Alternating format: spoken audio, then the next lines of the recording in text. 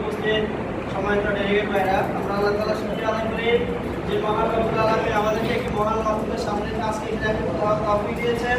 যুদ্ধ মুহাম্মদ সাল্লাল্লাহু আলাইহি ওয়াসাল্লাম সবাইকে আমাদের জান্নাতের কামনা করি। একবার একটু কম সময় আমি কথা বলছি। আমরা সবাই তো বুঝতে পেরেছি যে আজকে আমরা এখানে কেন একত্রিত হয়েছি নাকি? যাক আলহামদুলিল্লাহ।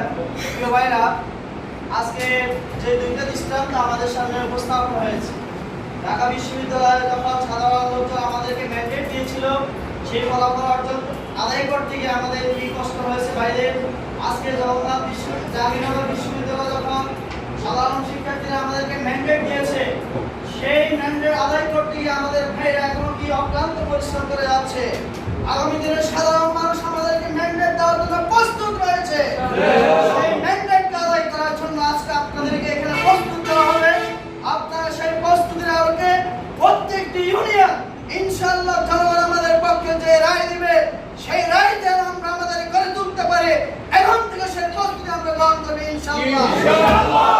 আমরা সেই প্রস্তুতি গ্রহণ করতে পারি, আমরা কোন বাতিলের কোন শক্তিকে রক্তচক্ষুকে আমরা পরোয়া করব না।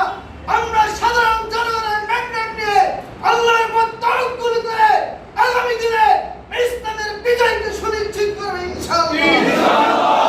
ইসলামের বিজয় সুনিশ্চিত করার জন্য আজকে আপনারা এখান থেকে গিয়ে ঘরে বসে থাকতে চলবে না।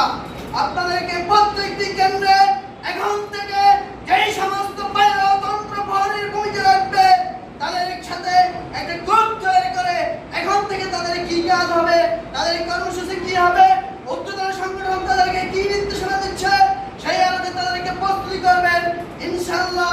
আল্লাহ তাআলা আমাদের প্রচেষ্টার পর যারা আমাদেরকে এই জমিনে ইসলামের বিজয় দান করেন আল্লাহর কাছে সে তৌফিক কামনা করে আমি আমার সংক্ষিপ্ত কথা শেষ করলাম।